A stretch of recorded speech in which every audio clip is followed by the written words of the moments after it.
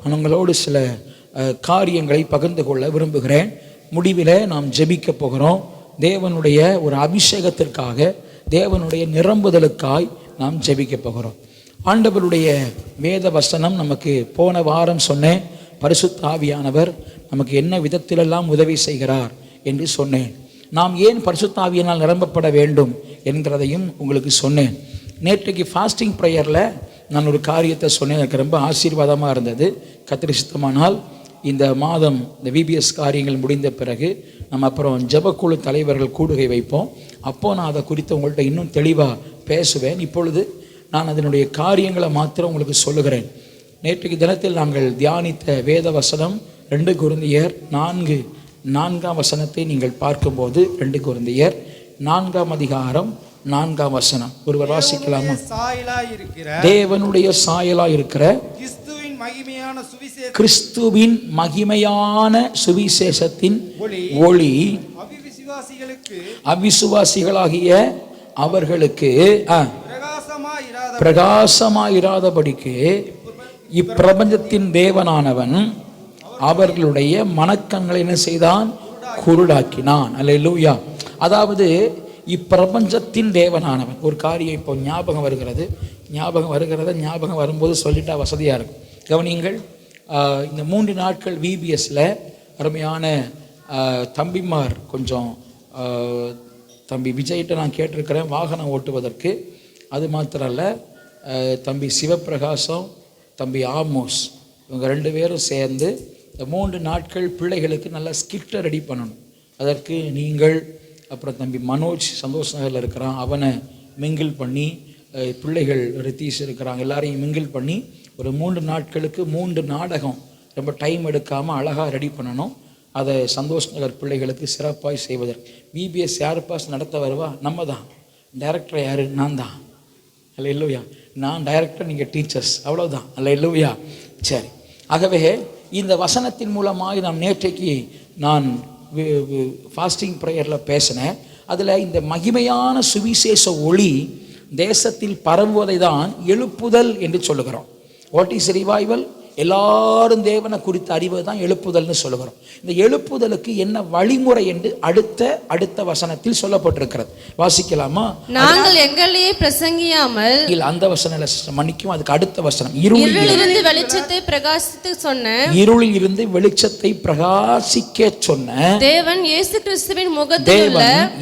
கிறிஸ்துவின் முகத்தில் உள்ள தமது மகிமையின் அறிவாகிய, தமது, கவனிங்கள், இயேசு கிறிஸ்துவின் முகத்தில் இருக்கிற, முகத்தில் இயேசு கிறிஸ்துவுக்கு இருக்கிற தமது மகிமையின் அறிவாகிய ஒளியை தோன்ற பண்ணும் பொருட்டாக. எங்க தோன்ற பண்ணும் பொருட்டாக? ஒளியை சொல்லுங்க. ஒளியை எங்க தோன்ற பண்ணும் பொருட்டாக? முந்த வசனம் இருக்கு, அந்த ஒளி இயேசுவின் முகத்தில் இருக்கிற ஒளி அதை உலகத்தில் தோன்ற பண்ணும் பொருட்டாக. எல்லாரும் சொல்லுங்க, தேவனுடைய முகத்தில் இருக்கிற அந்த பிரகாசத்தை மனித இருதயங்களில் தோன்ற பண்ணும் பொருட்டாக. எல்லாரும் சத்தமா சொல்லுங்க, இயேசுவின் முகத்தில் இருக்கிற அந்த பிரகாசத்தின் ஒளிய மனிதர்களுடைய முகத்தில், உள்ளத்தில் தோன்ற பண்ணும் பொருட்டாக. சரியா? அப்போ நிறைய ஜனங்களுக்குள்ள இன்னைக்கு பாருங்க, இயேசுவை பற்றி சொல்லுங்க, சரி சார், சிலருக்கு இயேசுவை பிடிக்கவே பிடிக்காது.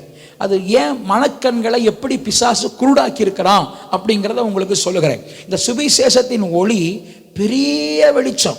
இந்த சுவிசேஷத்தின் ஒளி, நம்ம நாட்டில் நம்ம தாத்தா பாட்டி எல்லாம் கோமணம் கட்டிக்கிட்டு இருந்தாங்க. அவங்க நல்ல வஸ்திரம் கட்ட வைத்தது என்னது? வெள்ளக்காரங்கன்னு சொல்லக்கூடாது, மிஷினரிமார்னு சொல்லக்கூடாது. மிஷினரிமார் எதை கொண்டு வந்தார்கள்?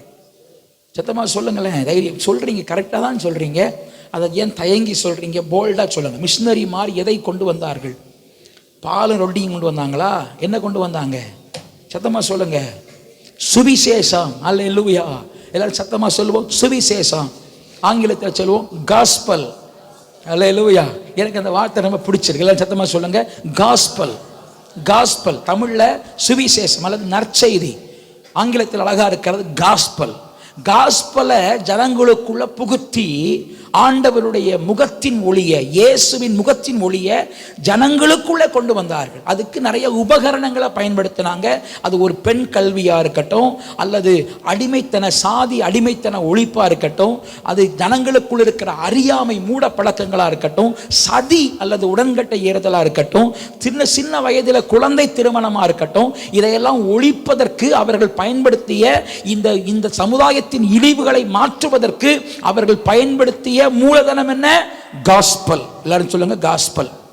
அப்ப இந்த காஸ்பல் சுவிசேஷம் அங்க வெளியே வரும்போதுதான் அவர்கள் உள்ளத்தில் உள்ள இருள் அகன்று இயேசுவின் முகத்தில் உள்ள ஒளி அவர்களுக்குள்ள பிரகாசிக்கிறது. ஒரு மனுஷனுக்குள்ளே இருள் இருக்கிறது.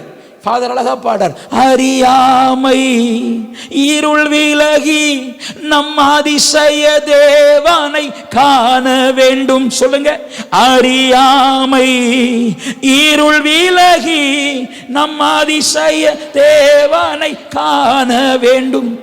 நம் அதிசய தேவனை காண வேண்டும். கட்டப்பட்ட மனிதரெல்லாம் அவர்கள் கட்டவிழ்க்கப்பட வேண்டும். காயப்பட்ட மனிதரெல்லாம் பாடுங்கள், கல்வாரி வர வேண்டும். கர்த்தர் உம்மை காண வேண்டும். காயப்பட்ட மனிதரெல்லாம் இயேசுவே கல்வாரி வர வேண்டும். கர்த்தர் உம்மை காண வேண்டும். அறியாமை அறியாமை இருள் விலகி அதிசய தேவனை, ஆமென், அறியாமை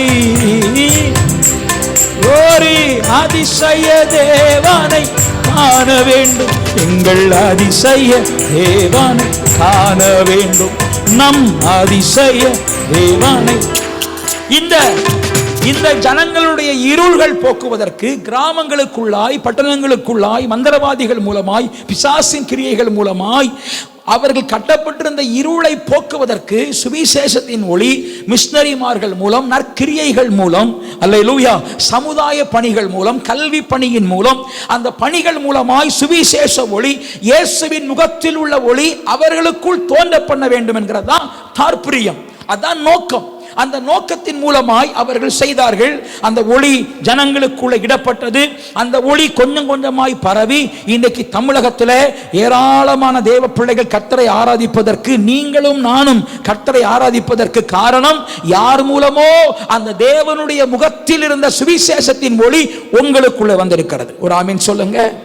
இது தவறு, இது தவறு, இது தவறு என்கிற வெளிச்சம் நமக்குள்ளே வர வர நம்முடைய தவறுகள் அகண்டது. நம்மை கர்த்தருடைய பிள்ளைகளாய் ஆண்டவர் மாற்றினார். அப்ப இந்த சுவிசேஷத்தின் ஒளி ஜனங்களுக்குள்ளே பரவினது.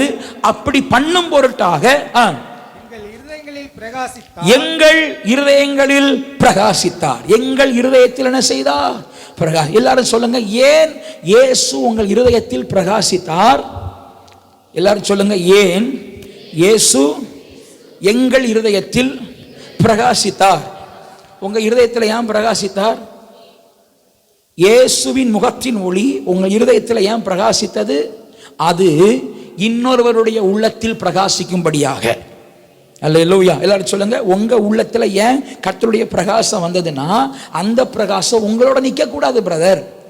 உங்க கையில் ஒரு டார்ச் லைட் இருக்கிறது. டார்ச் லைட்டை வைத்து இருளில் இருக்கிறவர்களை வெளிச்சத்துக்கு கொண்டு வரும்படி ஒரே ஒரு ரூம்ல வெளிச்சம் இருக்கிறது, அதான் சபை. அங்க அநேக இருள்கள்ல மக்கள் இருக்கிறார்கள். சுவிசேஷத்தின் ஒளி, காஸ்பல். எனக்கு அந்த காஸ்பல் ரொம்ப பிடிக்கும். ஏன்னா காஸ்பல் ரெண்டா பிரிங்க, கோ அண்ட் ஸ்பெல். அல்லேலூயா. ஸ்பெல்னா என்ன? ஸ்பெல்லிங் பண்ணுன்னு சொல்றோம்ல, ஸ்பெல் பண்ணு, சொல்லு, போ, சொல்லு. What is gospel? Go and spell God's word, God's good news. போய் சொல்லு தேவனுடைய நற்செய்தியை. ஏன்னா அந்த நற்செய்தி மனுஷனுடைய உள்ளத்துல ஒரு காரியத்தை நான் உங்களுக்கு உதாரணமாய் சொல்லுகிறேன். ஆண்டுகளுக்கு முன்பு எங்கள் சபையில ஒரு கன்வென்ஷன், மிஷனரி கன்வென்ஷன் நடந்து கொண்டிருந்தது. அப்பொழுது அந்த மிஷனரி கன்வென்ஷன்ல நாடக ரீதியாக நடித்து ஜனங்களுக்கு பாரத்தை ஏற்படுத்தும்படி FMEB ஸ்தாபனத்தை சார்ந்த கர்த்தருடைய ஊழியக்காரர் நவநீதர்னு ஒரு ஐயா வந்திருந்தார். அவர் ஒரு நாடகத்தை நடித்து முடித்த பிறகு ஒரு சாட்சியை சொன்னார். அந்த சாட்சியின் உள்ளத்தை அசைத்தது. நான் சின்ன பையன் அப்போ. அந்த நாடகத்தில் அந்த அந்த மந்திரவாதி தகப்பனுக்கு மகனாய் நான் நடித்தேன். எனக்கு அந்த நாடகம் முடிந்த பிறகு இங்கே ரூமில் உட்கார்ந்து இருக்கிறோம், காஸ்டியூம் மாற்றாம ரூமில் உட்கார்ந்து இருக்கிறோம். அப்போ அந்த அவர் சொன்ன சாட்சி என் உள்ளத்தை அசைத்தது. அவர்கள் கிராம ஊழியம் செய்கிற ஊழியர்களில் ஒரு ஊழியர் ஒரு நாள் வாரணாசி பகுதியில் அந்த கங்கை ஆற்று கரை ஓரம் நின்று ஆண்டவருடைய அன்பை ஒருவருக்கு சொல்லிக் கொண்டிருந்தாராம். சொல்லிக் கொண்டதை பார்த்தவர், அவர் பிரசங்கம் பண்ணினார், இயேசு உங்களுக்காய் சாபமானார், இயேசு உங்கள் சாபத்தை சுமந்து தீர்த்தார், சிலுவையில் அவர் மரித்ததின் மூலமாய் உங்கள் சாபம் நிராகரிக்கப்பட்டது என்று சொல்லிக் கொண்டிருந்தார். அங்கிருந்த ஒரு தாயார் ஓடி வந்து அந்த மிஷினரியை, அந்த ஊழியக்காரரை சட்டையை பிடிச்சி வச்சு ஏயா என்று அலட்டி கொண்டு என்ன சொன்னாங்களா தெரியுமா? ஏயா இந்த ஒரு 3 நாளைக்கு முன்னாடி ஏயா சொல்லல கேட்டாங்களா?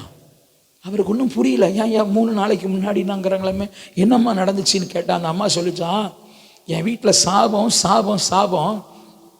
3 நாளைக்கு முன்னாடி நான் ஒரு மந்திரவாதிகிட்ட போனேன்.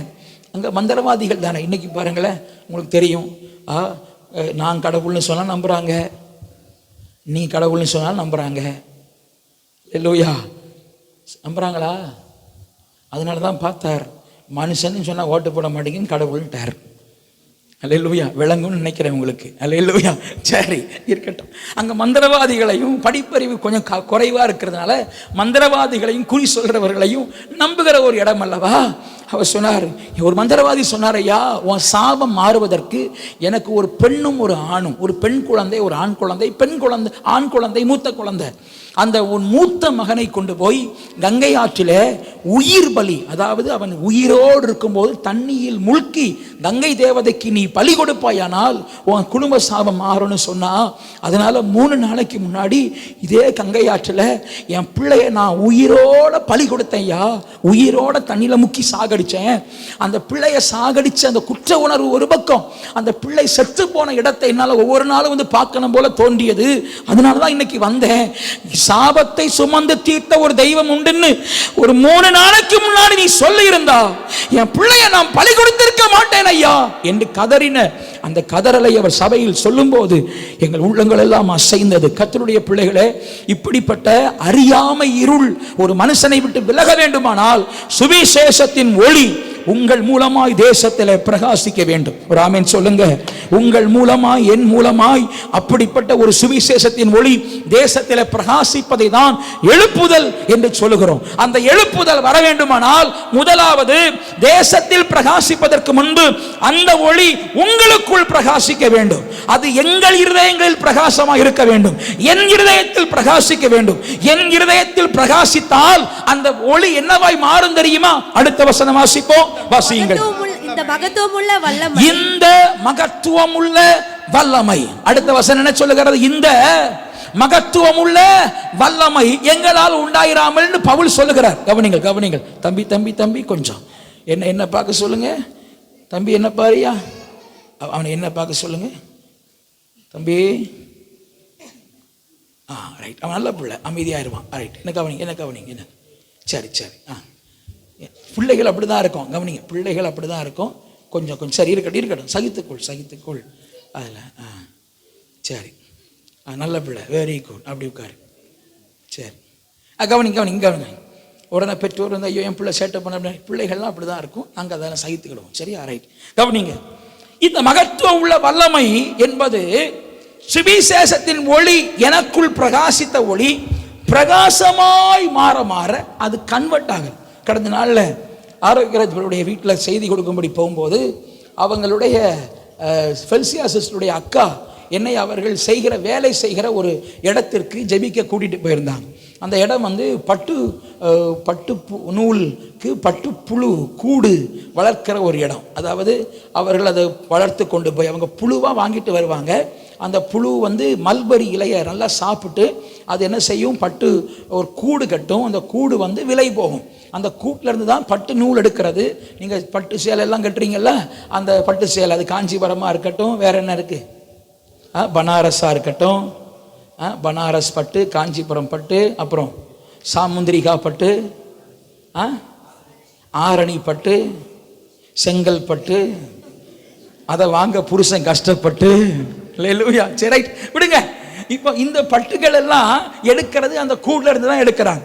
அந்த ப்ராசஸ்க்கு அவங்க தொழிலை அபிவிருத்தி பண்ணி, முதல்ல ஒரு சின்ன, ரொம்ப வருஷமா நாங்கள் போயிட்டு இருக்கிறேன். அப்போ ஒவ்வொரு வருஷமும் பாஸ்டர் அந்த இடத்துக்கு ஒரு ஜெபம் பண்ணணும்னு சொல்லுவாங்க. எனக்கு போகக்கூடிய சூழ்நிலை கிடைக்கல. எனக்கு காலையிலே ஒரு 7 மணிக்கெல்லாம் எழும்பி அங்கே சீக்கிரமாக கிளம்பி அந்த இடத்துக்கு போய் ஜெபிக்க போனோம். அப்போ அவங்க சொன்னாங்க, புழுவுல இருந்து எப்படி மாறும், அது எப்படி சாப்பிட்டு எப்படி மாறும்னு சொன்னாங்க. அதுபோல உங்களுக்குள்ள இயேசு வைத்த ரட்சிப்பின் ஒளி, அந்த ஒளி உங்களுக்குள்ள நாளடைவில் பெருகும் போது அது ஒரு விதமாய் மாறும். அந்த விதமாய் மாறுவதற்கு பெயர் மகத்துவ வல்லமை. ஒரு ஆமென் சொல்லுங்க. நீங்க இயேசுவை ஏற்றுக்கொண்ட, உங்களுக்கு புரியும்படியா சொல்றேன், இயேசுவை ஏற்றுக்கொண்ட நீங்கள் கர்த்தரை உண்மையாய் தேடிக்கொண்டிருக்கும் போது உங்களால் ஒரு அற்புதம் நடக்கும். அந்த அற்புதத்துக்கு பேர் தான் மகத்துவ வல்லமை. அல்லேலூயா. பேதுரு சீஷரா இருந்தார், பரிசுத்த ஆவியை பெற்றுக்கொண்டார், தினந்தோறும் ஜெபித்தார். பேதுரு யோவானும் ஜெபிக்கிற பழக்கம் உள்ளவர்கள். ஜெப வேளையாகிய அவங்க 9ஆம் மணி வேளையில சபைக்கு போவாங்க, ஜெபம் பண்ணுவாங்க. எல்லாரும் சொல்லுங்க, சபைக்கு போவாங்க, ஜெபிப்பாங்க. அல்லேலூயா. வீட்டில் இருந்தாலும் என்ன செய்வாங்க, ஜெபிப்பாங்க. அப்போ சபைக்கு போய் ஜெபிக்க, வீட்டில் இருந்து ஜெபிக்க அவர்கள் உள்ளத்தில் கர்த்தர் போட்ட ஒளி பிரகாசமாய் மாறி, அந்த பிரகாசம் என்ன செய்தது, ஒரு நாள் போகிற வழியிலே ஒரு முடவன் உட்கார்ந்து இருக்கிறான். அந்த முடவனை பார்க்கிறார்கள். அவன் ஏதாகிலும் கிடைக்கும் என்று ஐயா என்று வழக்கம் போலதான் கேட்டான். அவன் ஒவ்வொரு முறை அவங்க சபைக்கு வரும்போதும் அவன் பிச்சை கேட்பது வழக்கம். அன்றைக்கு அவர்களுக்குள் இருந்த அந்த வெளிச்சம், அந்த பிரகாசம் கொஞ்சம் கொஞ்சமாய் மாறி மகத்துவ வல்லமையாய் உருவெடுத்துக் கொண்டிருந்தது. ஒரு ஆமென் சொல்லுங்க. நான் சொல்றது உங்களுக்கு புரியுதா? ஜெபிக்க அந்த கர்த்தருடைய வெளிச்சம் ஒரு வல்லமையாய் உங்களுக்குள்ள எழும்பி இருக்கும். அன்றைக்கு அதை உணர்ந்து கொண்டு அவர்கள் கையை பிடித்து, எங்களிடத்தில் வெள்ளியோ பொன்னோ இல்லை, ஆனால் எங்களிடத்தில் உள்ளதை உனக்கு தருகிறோம், நசரேயனாகிய இயேசுவின் நாமத்தில் எழும்பு என்று சொன்னவுடன் அந்த மகத்துவ வல்லமை வெளிப்பட்டது. அப்ப எல்லா விசுவாசிகளுக்கும் சொல்லுகிறேன், உங்களுக்குள்ள கர்த்தருடைய வெளிச்சம், ரட்சிப்பாகிய வெளிச்சம் முதல்ல விழுந்த பிறகு நீங்க அந்த வெளிச்சத்தை காத்துக்கொண்டே இருந்தால் அந்த வெளிச்சம் மகத்துவ வல்லமையாய் மாறும். அல்லேலூயா. மகத்துவ வல்லமை. எல்லாரும் சொல்லுங்க, என்ன வல்லமை? மகத்துவ வல்லமை. இது எங்களால் உண்டாயிராமல் தேவனால் உண்டாயிருக்கிறது என்று விளங்கும்படி இந்த பொக்கிஷம், எல்லாரும் சொல்லுங்க, இந்த பொக்கிஷம், இதுதான் ஒரு தேவ பிள்ளையினுடைய பொக்கிஷம். அல்லேலூயா. சரி, இந்த பொக்கிஷம் வெளிப்படும் போதுதான் ஜனங்களுடைய மனக்கண் குருட்டாட்டம் திறக்கப்பட்டு கர்த்தரே தெய்வம் என்று அவர்கள் அறிக்கையிடுவார்கள். இப்பொழுது என்னோடு கூட சேர்ந்து நீங்கள் 1 ராஜாக்களின் புஸ்தகம் 18ஆம் அதிகாரம் 30 39 வசனங்கள் வரைக்கும் நீங்கள் வைத்துக் கொள்ளுங்கள். நாம் கொஞ்சம் கொஞ்சமாய் வாசிக்க போகிறோம். 1 ராஜாக்கள், ஹல்லேலூயா, 18ஆம் அதிகாரம் 30ஆம் வசனத்தை முதல்ல வாசி கேட்போமா? அப்பொழுது எலியா சகல ஜனங்களையும் நோக்கி, தம்பி மைக் காரியத்தை கொஞ்சம் கவனமா செய்யுங்க, மைக் காரியத்தை கொஞ்சம் வச்சு கொடுங்க. அப்பொழுது எலியா சகல ஜனங்களையும் நோக்கி என் கிட்டே வாருங்கள் என்றான். சகல ஜனங்களும் அவன் கிட்டே வந்தபோது தகர்க்கப்பட்ட கர்த்தருடைய பலிபீடத்தை கவனியுங்கள். இங்கே ஒரு சம்பவம் நடக்கிறது. அந்த சம்பவம் என்னவென்றால், தனக்குள் இருக்கிற வெளிச்சத்தை மகத்துவ வல்லமையாய் கர்த்தருடைய ஊழியக்காரன் வெளியே கொண்டு வந்து, அந்த மகத்துவ வல்லமை வெளிப்பட்ட போது அநேக கர்த்தரை ஏற்றுக்கொண்ட ஒரு சம்பவம் நடக்கிறது. அல்லேலூயா. இந்த சம்பவத்தை சொல்லி நான் உங்களுக்காக கொஞ்ச நேரம் ஜெபிக்க போகிறேன். நான் இந்த சம்பவத்தை எக்ஸ்பிளைன் பண்ண போறதில்லை. பிரசங்கம் இந்த சம்பவத்தில் பண்ண போனா நேரம் காலம் போதாது. அதனால இந்த சம்பவத்தை ஜஸ்ட் எக்ஸ்பிளைன் லேசா பண்ணிட்டு ஜெபிக்க போகிறோம். உங்களுக்கு புரியக்கூடிய அளவில் மாத்திரம் சொல்லிட்டு, ஏன்னா பாஸ்டர் எங்களுக்கு தெரியாத சம்பவம் அல்ல, தெரியும் கொஞ்சம் பேர் சொன்னாலும் இதையும் புதுசாக பார்க்குற சிலர் உண்டு. அதாவது புதிய விசுவாசிகளை பற்றி நான் சொல்லலை, சபைக்கு வந்து கொண்டே இருக்கிறவர்கள் கூட இதை புதுசாக, என்னது எலியாவா, அவர் எந்த ஊருக்காரரு தெரியலையேன்னு முழிக்கிற ஆட்கள் உண்டு. அல்லேலூயா. அவர்களுக்கு சம்பவத்தை கொஞ்சம் விளக்க வேண்டிய கட்டாயத்தில் இருக்கிறேன். எலியா என்பவன் தேவனுடைய தீர்க்கதரிசி. இந்த எலியா என்கிற தேவனுடைய தீர்க்கதரிசி தனக்குள்ளே தேவனுடைய வெளிச்சத்தை பெற்றுக் கொண்டவன். அவனுடைய இருதயத்தில் தேவனுடைய முகப்பிரகாசம், அல்லேலூயா, இயேசுவின் முகப்பிரகாசம், தேவனுடைய முகப்பிரகாசம் அவனுக்குள் வந்தது. அந்த முகப்பிரகாசத்தை அவன் பிடித்துக் கொண்டே வாழ்ந்தான். ஆனால் அந்த ஊர் ஜனங்கள் கெட்டு போய் கிடந்தார்கள். அவர்கள் தேவனை ஆராதித்தவர்கள், கர்த்தரை தொழுது கொண்டவர்கள், இருந்தவர்கள் கொஞ்சம் கொஞ்சமாய் பின்மாற்றம் அடைந்து கர்த்தரை விட்டு விலகி போய் பிறகு முற்றிலும் விலகாமல் குந்தி குந்தி அவன் சொல்லுகிறான், எந்த மட்டும் 2 நினைவுகளால் குந்தி குந்தி நடப்பீர்கள். ஒரு பழமொழி சொல்லுவாங்க, ஆத்துல ஒரு காலு சேத்துல ஒரு கால், ஒன்னில் ஆத்துல வை ஆத்தோடு போகும், இல்ல சேத்துல வை. அல்லேலூயா. சேத்தலையும் ஆத்தலையும் கால் வச்சா கடைசியில் நீ நடுத்தருவில் தான் என்ன செய்யணும், கிடக்கணும். ஆமென். 2 நினைவுகளால் குந்தி குந்தி. இன்னைக்கு நிறைய விசுவாசிகள் அப்படி உண்டு. சபைக்கும் வருவார்கள், குறி கேட்கவும் போவார்கள். சபைக்கும் வருவார்கள், சாஸ்திரமும் பார்ப்பார்கள். சபைக்கும் வருவார்கள், மந்திரவாதியும் போய் தேடுவார்கள். அல்லேலூயா. 2 நினைவுகளால் குந்தி குந்தி நடக்கப்படாது. கர்த்தர் தெய்வமானால் கர்த்தரை பின்பற்றுங்கள், பாகால் தெய்வமானால் பாகாலை பின்பற்றுங்கள். ஏதோ ஒண்ணு. அல்லேலூயா. பிடிச்சாலும் புளியங்கொம்ப முருக பிடிக்கணும். அல்லேலூயா. முள்ள பிடிச்சாலும் ஒரு கிணத்துல விழுந்துட்டீங்க, முள்ளு தான் கையில கிடைக்குது. வேலிக்கத்தா முள்ளு மரத்தினுடைய ஒரு கிளை கிடைக்குது. ஐயோ என் கை முள்ளு பிடிச்சா காயம் வரும்னு சொன்னா என்ன ஆயிரும், உயிர் போயிரும். அதனால அது முள்ளோ எதுவா இருந்தாலும் உறுதியா பிடி. சோத்திரம். ஆண்டவர் இன்னைக்கு உங்களை அழைத்துக் கொண்டு வந்தது முள்ள பிடிக்கல்ல, உறுதியான நம்பிக்கையாகிய நங்கூரமாகிய இயேசுவை பிடிப்பதற்கு. நீங்க அந்த நங்கூரத்தை உறுதியா பிடிங்க.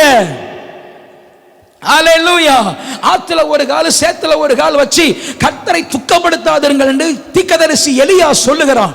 ஜனங்கள் அதை கேட்கிறாங்க, சரியா நாங்க ஆத்துல ஒரு கால் சேத்துல ஒரு கால் வச்சிருக்கிறோம், நாங்க ஆண்டவர் தான் தெய்வம்னு பிடிப்பதற்கு எங்களுக்கு ஒரு அடையாளத்தை காட்டும். இப்போ பரலோகத்துக்கு ஒரு பெரிய அவசியம் தேவைப்படுகிறது. எலியா தீர்க்கதரிசி என்கிற ஊழியக்காரன் மூலமாய் மிகுந்த வல்லமையை மிகுந்த மகத்துவத்தை வெளிப்படுத்த கர்த்தர் தேவைப்படுகிற சூழ்நிலையில் இருக்கிறார். இப்போ எலியா என்ன செய்கிறார்னா ஒரு சவால் விடுகிறார். இங்க பாருங்க ஐயா, 2 பலி எடுத்துக் கொள்ளுவோம். நீங்க ஒரு பலி எடுத்துக் கொள்ளுங்கள், நான் ஒரு பலி எடுத்துக் கொள்ளுகிறேன். உங்க பலியை வைத்து நீங்கள் நல்லா கூப்பிடுங்க உங்க தெய்வத்தை. சாயங்காலம் வரைக்கும் நேரம் கொடுக்கிறேன். காலை முதல் சாயங்காலம் மட்டும் பாகாலே இறங்கும், பாகாலே இறங்கும், பாகாலே வெளிப்படும் என்று சொல்லிக் கொண்டார்கள், கத்தி கொண்டார்கள். கத்தியை வைத்து சரீரமெல்லாம் கீறி கொண்டார்கள். ஒரு மறு உத்தரவும் இல்லை. அந்திப்பலி செலுத்துகிற நேரத்தில் எலியா என்ன செய்கிறான், எல்லா ஜனங்களையும் பார்த்து என்கிட்டே வாருங்கள், என்கிட்டே வாருங்கள். எல்லாரும் எலியா கிட்ட போறாங்க. எனக்கு இந்த காட்சியை நான் யோசித்து பார்க்கிறேன். பாதி பேர் மனசார உண்மையிலேயே யார் உண்மைன்னு தேடுகிற கூட்டம் வேகமா போயிருக்கும். அப்படிதானா? அல்லேலூயா. சபைக்கு யார் வேகமா வர்றவங்க? ஆண்டவரை தேடி வர்றவங்க வேகமா வர்ற. ஐயா இதுக்கு அதுக்கு முடிச்சு போடுற இளங்கிறீங்களா? அல்லேலூயா. சோத்திரம். சில ஆள் சபையில் அமைதியாக வரும், வரல போகலாம். என்ன இப்போ என்ன கெட்டு போச்சு, சர்ச்சைக்கு போகணும், அட்டண்டன்ஸ் போடணும், அவ்வளோதானே. சிலர்லாம் அப்படி இல்லை, வேகமாக வேகமாக. சிலர்லாம் 10 நிமிஷம் முன்னாடி வந்துட்டோம், ஐயோ சீக்கிரம் வந்துட்டோமே, அப்போ வெளியே நின்று கொஞ்சம் டைம் பாஸ் பண்ணுவோம். அல்லேலூயா. 10 நிமிஷம் முன்னாடி வந்தாலும் அரை மணி நேரம் முன்னாடி வந்தாலும் சபையில் உட்கார்ந்து ஆண்டவரே என்னை கொண்டு வந்தீர் சோத்திரம். சில விசுவாசிகள் வீட்டில் கிளம்பிட்டு இருக்கிறாங்க, இப்போ தான் கிளம்புறாங்க. அந்த கிளம்புற விசுவாசிகள் திடீர்னு ஜுரம் வந்துடும். உங்களுக்கு தெரியுமா? திடீர் ஜுரம் கேள்விப்பட்டிருக்கீங்களா? கேள்விப்பட்டது இல்லையா? எங்களுக்கெல்லாம் சின்ன வயசில் வரும் ஸ்கூலுக்கு போகிறதுக்கு. திடீர் ஜுரம் வந்துடும். அல்லேலூயா. சில நேரம் ஜுரத்தை வர வைப்போம். டெக்னிக் உங்களுக்கு தெரியுமா? சின்ன வெங்காயத்தை அரைச்சி அக்கிளில் வச்சுட்டா போதும் ஜுரம் வந்துடும். தெரியாதா உங்களுக்கு? இதெல்லாம் தெரிந்து கொள்ளுங்கள். படிக்கிற பிள்ளைகள் சொல்றாங்க, நீ இதுவரைக்கும் பிரசங்கம் பண்ணல, இப்போ தான் உருப்படியா பிரசங்கம் பண்றீங்க. அல்லேலூயா. ஸ்கூலுக்கு போக சோம்பேறித்தனப்பட்டு சின்ன வெங்காயத்தை அரைச்சி செய்முறை தெளிவா இருக்கு, அக்கிளில் வச்சுட்டா என்ன வந்துடும்? ஜுரம் வந்துடும். அப்படி ஜுரம், திடீர் ஜுரம் வந்துடும். ஆண்டவரே அந்த விசுவாசிகளை பாதுகாத்துக் கொள்ளும். ஜுரத்தையும் பாராமல் சபைக்கு வரணும். சில ஆளு சபைக்கு கிளம்பி நிற்கும் போதுதான் வீட்டில் சொந்தக்காரங்க டிங் டிங் பெல் அடிச்சுட்டு நிற்பாங்க.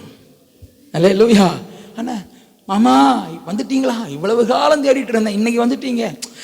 சபை முக்கியம்தான், ஆனா நீங்க ரொம்ப முக்கியம். அப்படி உட்கார வந்தார். மாமாவா இயேசுவா? மாமா. அவங்களுக்கு இந்த மாதிரிலாம் கேஸ் இருக்காண்டவரே, இதெல்லாம் உடைச்சி தகர்த்து கொண்டு வரோன்னு அரை மணி நேரம் முன்னாடி வர விசுவாசி என்ன செய்யணும்? சபையில் உட்கார்ந்து ஜெபம் பண்ணணும். அது மாத்திரம் இல்லை, இன்னைக்கு கர்த்தர் என்னோட பேசணும், பாஸ்டர் பேசுவார், அவர் வாயிலிருந்து என்னோட பேசும், எனக்கு ஒரு வார்த்தை, ரேமா வார்த்தை இல்லாம நான் எழும்பி போகக்கூடாது ஆண்டவரே என்று ஜெபிக்கணும்.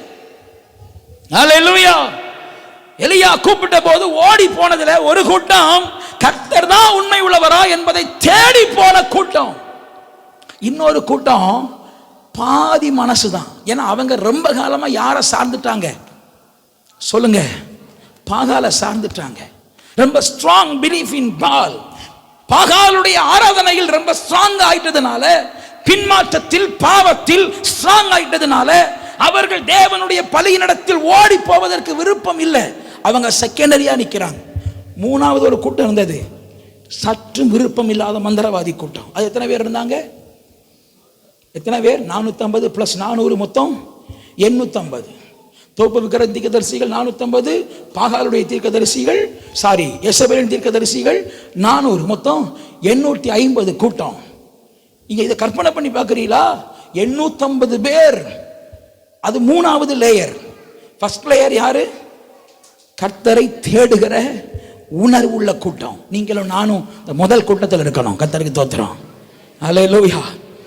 தப்பு பண்ணிட்டோம், தள்ளி வந்துட்டோம், கர்த்தரை விட்டு பின்மாற்றத்தில் போயிட்டோம். இப்ப தீர்க்கதரிசி கூப்பிடுறார், ஆண்டவர் தான் உண்மை உள்ள நிரூபிக்க போறேன். யார் வர்றா? ஐயா நான் வர்றேன். First layer. செகண்ட் லேயர் வந்து சரி பார்ப்போம் அப்படிங்கிற செகண்ட் லேயர். தேர்ட் லேயர் கொஞ்சமும் விருப்பம் இல்லாத ஒரு கூட்டம். சபைக்கு வருவாங்க, எதுக்கு வர்றாங்கன்னு அவங்களுக்கே தெரியாது. அல்லேலூயா. கைத்தட்டி பாடி மகிழ்ந்திருப்போம்னா பாடுங்க, கைத்தட்டி பாடி என்னதோ சொல்றிய பாடுறேன். எனக்கு சில வாலிய பிள்ளைகள்லாம் அந்த மூணாவது லேயர்லேயே பார்க்குறேன். முதல் லேயர் கூட்டமும் இங்கே இருக்குது, ஃபர்ஸ்ட் லேயரும் இருக்குது, செகண்ட் லேயரும் இருக்குது, மூணாவது லேயரும் இருக்குது. சோத்திரம். பிரசங்கத்தில் ஃபோனை நோண்டுனா அது மூணாவது லேயர். அல்லேலூயா. பிரசங்கத்தில் ஃபோனை நோண்டா பக்கத்தில் உள்ளவங்களுடைய தொடையை நோண்டுனா அது மூணாவது லேயர். அல்லேலூயா. ஒன்றுக்கு ஒன்று பேசிக்கிட்டே இருந்தால் மூணாவது லேயர். நீங்கள் பேசுங்க ஐயா. என்னதான் பார்த்துட்டு இருப்பான், என்னதான் பார்த்துட்டு இருப்பான், வேற யாரையும் பார்க்க மாட்டான், என்னையே பார்த்துட்டு இருப்பான். அவன் முறைச்சி பார்த்துட்டு இருப்பான், என்னை பார்த்துட்டே இருப்பான். இப்போ அந்த இந்தியா டீமில் ஒரு ஆளை சொல்லுங்க, கிரிக்கெட்டில்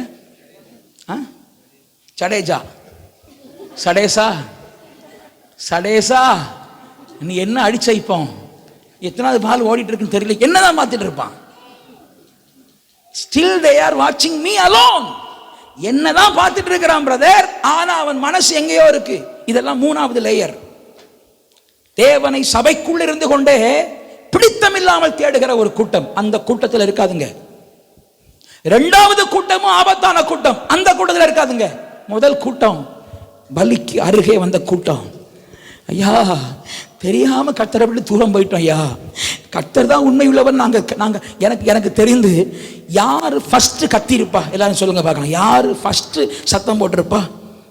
யாரு ஃபர்ஸ்ட் கடைசியில் கத்துனாங்க? கர்த்தரே தெய்வம்னு கத்துனாங்கல்ல, யாரு ஃபர்ஸ்ட் கத்திருப்பா? சத்தமா சொல்லுங்க. கர்த்தருடைய அக்கினிய முதல்ல பார்த்தவன் தானே கத்த முடியும். யார் முதல்ல பார்த்தா? சுற்றி இருக்கிற கூட்டம். அல்லேலூயா. அந்த சுற்றி இருக்கிற கூட்டம் முதல்ல பார்த்த உடனே, அக்கினி இறங்கின உடனே சொல்றாங்க கர்த்தரே தெய்வம். ஏன்னா இது உணர்வுள்ள கூட்டம். ஒரு ஆமென் சொல்லுங்க. இது உணர்வுள்ள கூட்டம். இது கர்த்தரை ஆராதிப்பதற்கு உணர்வுள்ளவர்களாய் வருகிற ஒரு கூட்டம். இது கர்த்தரை தேடி வருகிற கூட்டம். பாஸ்டரை பார்த்து வருகிற கூட்டம் அல்ல, சபையில மற்ற விசுவாசிகளை பார்த்து வருகிற கூட்டம் அல்ல. அந்த விசுவாசி இந்த விசுவாசி எனக்கு ரொம்ப பிடிக்கும், இந்த விசுவாசி அந்த விசுவாசிக்காக வருகிறங்கிற கூட்டம் அல்ல. சிஸ்டர் நீங்க வரலன்னா, பிரதர் நீங்க வரலன்னா நான் வரமாட்டேன் அப்படிங்கிற கூட்டம் அல்ல. யார் வந்தாலும் வராட்டாலும் நான் கர்த்தரை தேடி வருகிறேன் என்கிற கர்த்தரை தேடுகிற ஒரு கூட்டத்தில் கர்த்தர் உங்களையும் என்னையும் வைப்பாராக. அந்த கூட்டம் தான் கர்த்தருடைய உணர்வை கற்றுக்கொண்ட பெற்றுக்கொண்ட ஒரு கூட்டம். அந்த கூட்டங்கள்லாம் வந்து நிற்கிறது. இப்போ எலியா முதல்ல என்ன செய்கிறார் தெரியுமா? உடைக்கப்பட்ட பலிபீடத்தை என்ன செய்கிறார்? செப்பனிடுகிறார். இன்னைக்கு உங்க வாழ்க்கை என் வாழ்க்கை. நான் சொல்லுவேன், அந்த பலிபீடத்தை உருவாக்கி அதற்கு ஒரு பெயர் போடுறார், இஸ்ரவேல். எல்லாரும் சொல்லுங்க, இஸ்ரவேல். இஸ்ரவேல் எப்பொழுது முழுமை வரும்? பலிபீடம் செப்பனிடப்பட்டாதான் முழுமை வரும். இஸ்ரவேல்னா யாருன்னா, இஸ்ரவேலுடைய பெயருக்கு சொந்தக்காரர் ஒரு காலத்தில் யாக்கோபா இருந்தார். அவருடைய பழைய பெயர் யாக்கோபு, ஜேக்கப். ஆனா கர்த்தர் ஜேக்கப்பை மாற்றி இஸ்ரவேலா மாற்றி போட்டார். இப்ப இஸ்ரவேல்னா யாருன்னா, நீ தேவனோடு மனுஷனோடு போராடி மேற்கொண்ட தேவனுடைய பிரபு, என் பிள்ளை. கர்த்தருடைய ஜனத்திற்கு ஆண்டவர் வைத்த ஒரு பெயர் தான் இஸ்ரவேல். இப்ப இஸ்ரவேல்னா யாரு? தேவஜனம். இஸ்ரவேல்னா யாரு? கர்த்தருடைய பிள்ளைகள். அப்ப என்ன அர்த்தம் பாஸ்டர்? உடைக்கப்பட்டு ஜெபத்திலே, உபவாசத்திலே, வேத வாசிப்பிலே, கர்த்தரை தேடுகிற தேட்டத்திலே பின்வாங்கி கிடக்கிற ஒரு கூட்டம், உடைக்கப்பட்டு நொறுக்கப்பட்டு கிடக்கிற ஒரு கூட்டம் தேவனுடைய பிள்ளைகளாய் உருமாற்றப்பட்டாதான் முதல்ல கர்த்தருடைய வெளிச்சம் உங்களுக்குள்ள வெளிப்படும், அதன் பின்பு ஜனங்களுக்குள்ள வெளிப்படும். நான் சொல்றதை புரிந்து கொண்டீங்களா? இப்ப நம்ம வாழ்க்கையில எங்கெல்லாம் உடைஞ்சிருக்கு இன்னைக்கு பார்க்கணும். எங்கெல்லாம் உடைஞ்சிருக்கு? 12 துண்டா உடைஞ்சு போச்சு. எத்தனை துண்டா உடைஞ்சு போச்சு? சோத்திரம். பிசாசு சிலரை துண்டு துண்டான்னு உடைச்சி போட்டிருப்பான். இன்னைக்கு ஆண்டவர் துண்டு துண்டாக்கப்பட்ட உங்க வாழ்க்கைகளை கட்டி எழுப்ப ஆண்டவர் விரும்புகிறார். தகர்க்கப்பட்ட வாழ்க்கையை கட்டி எழுப்ப ஆண்டவர் விரும்புகிறார். தகர்க்கப்பட்ட பலிபிடத்தை ஒரு சேர கட்டி எழுப்ப கர்த்தர் விரும்புகிறார். தகர்க்கப்பட்ட ஜெப அனுபவங்களை கட்டி எழுப்ப கர்த்தர் விரும்புகிறார். தகர்க்கப்பட்ட தாவீதின் கூடாரத்தை கட்டி எழுப்ப கர்த்தர் விரும்புகிறார். உடைக்கப்பட்டதை இன்னும் தாறுமாறாக்கி போடுகிறவர் நம்முடைய தேவன் அல்ல. நொறுக்கப்பட்டவைகளை சிதறடிக்கிறவர் நம்முடைய தேவன் அல்ல. நொறுக்கப்பட்டவைகளை உருவாக்குகிறவர், நெறிந்த நாணலை முறியாதவர், மங்கி எறிகிற திரிய அணையாதவர். சோத்திரம். சத்துவமற்றவனுக்கு சத்துவத்தை பெருக பண்ணுகிறவர் நம்முடைய தேவன். உங்க பின்மாற்றங்களை, உங்க ஆவிக்குரிய வாழ்க்கையின் தளர்வுகளை, தொய்வுகளை பார்த்து வேண்டாம் என்று சொல்லுகிற தேவன் அல்ல. வேதத்தில் சில வார்த்தைகள் சொல்லப்பட்டிருக்கலாம். ஓ, கனி கொடாத மரம் எல்லாம் அக்கினியில வெட்டப்பட்டு போடப்படும் கர்த்தர் சொன்னது உண்மைதான். அதெல்லாம் கிருபையின் காலங்கள், கிருபையின் அனுபவங்களை கொடுத்து கொடுத்து கொடுத்து ஆதியிலும் கேளாதவைகள் தானே தவிர ஆண்டவர் எடுத்தவுடனே யாரையும் அக்கினியில போடுகிற தேவன் அல்ல. எடுத்தவுடன் நியாயம் தீர்க்கிற தேவன் அல்ல. அவர் தம்மண்டை வருவதற்கு ஜனங்களை விரும்பிக் கொண்டே இருக்கிறார். கர்த்தருடைய சமூகத்தில் வருவதற்கு இஸ்ரவேலே, உடைக்கப்பட்ட பலிபீடமே, செப்பனிடப்பட மாட்டாயா? செப்பனிடப்பட மாட்டாயா? உன்னை செப்பனிடுவதற்கு ஒரு தேவ மனுஷன் எழும்ப மாட்டானா என்கிற தாகத்தோடு பரலோகம் இருந்தது. எலியா வந்தான், செப்பனிட்டான், பலிபீடம் உருவானது. முதல்ல பலிபீடம் உருவான உடனே அடுத்த ப்ராசஸ் வாசிக்கலாமா? வாசிப்போம், வாசிப்போம். அந்த கற்களாலே கர்த்தருடைய நாமத்திற்கென்று ஒரு பலிபீடத்தை கட்டி பலிபீடத்தை சுற்றிலும் தானியம் அளக்கிற 2 படி விதையை விதைக்கத்தக்கதாக இடமான ஒரு வாய்க்காலை உண்டாக்கி விறகுகளை அடக்கி ஒரு காளையை சந்து சந்தாக துண்டித்து விறகுகளின் மேலே வைத்தார். பலிபீடத்தின் மேல என்ன செய்கிறார்னா, சுற்றி வாய்க்காலை வெட்டுகிறார். பலிபீடம் கட்டப்பட்ட உடனே ஒரு வாஞ்சை உள்ளார். வாய்க்கால் என்ன? தண்ணீருக்காக இயங்குகிறது தான் வாய்க்கால். இப்ப வாய்க்கால் இருக்கிற தண்ணீர் இல்லை, வாஞ்சை உள்ள ஒரு ஆத்துமா. அல்லேலூயா. நீங்க எல்லாம் வாஞ்சை உள்ள ஆத்துமாக்களா? அல்லேலூயா. நான் சொன்னேனே, இந்த வாஞ்சை உள்ள ஆத்துமாக்கள் எங்க நிற்பாங்க? they are in first row, they are in first layer. அல்லேலூயா. அடுத்த வாரம் பார்ப்போம். சபையில் 9 மணிக்குனா எத்தனை பேர் 9:30 மணிக்குனா எத்தனை பேர் 9:25 உள்ள இருக்காங்க? அல்லேலூயா. ஆமென். பக்கத்தில் கைப்பிடிச்சுக்காங்க. நீங்கள் ஃபர்ஸ்ட் ரோ தானே? அப்படி கேளுங்க, என்ன சொல்கிறாங்க? ஃபர்ஸ்ட் லேயர் தானே? அல்லேலூயா. ஆமென். சரி, கர்த்தர் நல்லவர். நீங்கள் எல்லாம் ஃபர்ஸ்ட் லேயரில் இருக்கிறீங்கல்ல? சரி, கர்த்தர் உங்களை அப்படி மாற்றுவார், இல்லாட்டாலும் மாற்றுவார். அப்போ இந்த பலிபீடத்தை கட்டி முடிச்ச உடனே பலிபீடத்தை சுற்றி தாகமுள்ள ஒரு சூழ்நிலை, வாய்க்கால். அடுத்து என்னது? வாய்க்காலுக்கு அடுத்து பிரதர் பிற்பாடு அவன், நீங்கள் 4 குடம் தண்ணீர் கொண்டு வந்து. இல்ல பிரதர், வாய்க்காலுக்கு விறகுகளை அடுக்கி. விறகுகளை என்ன செய்யணும் சிஸ்டர்? அடுக்கணும். எல்லாரும் சொல்லுங்க, என்ன செய்யணும்? அல்லேலூயா. தேவன் அக்கினியை போடும்போது எரிவதற்குரிய சூழ்நிலையை அங்க உருவாக்குறாங்க. அல்லேலூயா. சிலர் மேல என்னதான் பிரசங்கம் பண்ணுங்க, கர்த்தருடைய ஆவி என்னதான் பேசட்டும், அவர்கள் அசையாத சீயோன் பர்வதம் போல அப்படி இருக்கக்கூடாது. கொஞ்சம் கொஞ்சம் மாறணும். சில புதிய விசுவாசிகள் சில நேரங்களில் சாட்சிகளாய் சில வார்த்தைகள் சொல்ல, சிஸ்டர் பேசும்போது அவங்க சாட்சி சொல்ல, ஃபோனில் சொல்ல நான் சந்தோஷப்படுவேன். கர்த்தர் நல்லவர், கிரியை செய்கிறாரு. வேதம் வாசிக்கணும்னு தீர்மானம் எடுத்திருக்கிறோம் பாஸ்டர், சந்தோஷம். ஆண்டவரை தேடணும்னு தீர்மானம் எடுத்திருக்கிறோம், மகிழ்ச்சி. அல்லேலூயா, சோத்திரம். அப்படிப்பட்ட ஒரு இருதயத்தை கர்த்தர் உங்களுக்குள்ள தரணும், விறக வைக்கணும். அப்புறம் என்ன செய்யணும்? ஒரு காளையை சந்து சந்தாக துண்டித்து. இங்கே காளையை சந்து சந்து துண்டித்துன்னு ஒரு வார்த்தையில சொல்லப்பட்டிருக்கிறது. இது ரட்சிப்பின் அனுபவம். எல்லாரும் சொல்லுங்க, என்னது? ரட்சிப்பு. பாவத்திற்கு சாகிறது, கொல்லப்படுவது. அல்லேலூயா. சந்து சந்தா துண்டிக்கிறதுனா எளிதா துண்டிக்கிறது இல்ல. லேவியராம 1 அதிகாரத்துக்கு நீங்க போனீங்கன்னா அங்க தெளிவா இருக்கிறது. எப்படி சந்தா துண்டிக்கணும்? முதல்ல கொல்லணும், அப்புறம் தோல் உரிக்கணும், அப்புறம் சந்தா என்ன செய்யணும்? துண்டிக்கணும், கொல்லணும். நீங்களாம் ரட்சிக்கப்பட்டவர்கள் தான். எத்தனை பேர் சொல்றீங்க நாங்கள் ரட்சிக்கப்பட்டவர்கள்? அல்லேலூயா. கையை அசைத்து சொல்லுங்க, ரட்சிக்கப்பட்டவர்கள். ஆமென். அல்லேலூயா. நீதிமான் நான், நீதிமான் நான், இரத்தத்தாலே கழுவப்பட்ட நீதிமான், இயேசுவின் இரத்தத்தாலே கழுவப்பட்ட. அதனால பனை மரம் போல் நான் செழித்திடுவேன், கேதுரு மரம் போல். ஆமென். பனை மரம் போல் நான் செழித்தோங்குவேன், கேதுரு மரம் போல் வளர்ந்திடுவேன். கர்த்தரின் இல்லத்தில் நாட்டப்பட்டு முதிர் வயதிலும் நான் கனி தருவேன். சொல்லுவோம். நிறைய அம்மாமார் சொல்றாங்க, வயசாகி போச்சு பாஸ்டர், எனக்கு என்னால என்ன பிரயோஜனம்? கர்த்தரின் இல்லத்தில் நாட்டப்பட்டு முதிர் வயதிலும் நான் கனி தருவேன். நீதிமான் நான், நீதிமான் நான், இரத்தத்தாலே கழுவப்பட்ட நீதிமான், இயேசுவின் இரத்தத்தாலே. ஆமென். நீதிமான் நான், நீதிமான் நான், இரத்தத்தாலே கழுவப்பட்ட நீதிமான், இயேசுவின் இரத்தத்தாலே கழுவப்பட்ட. ஆமென்.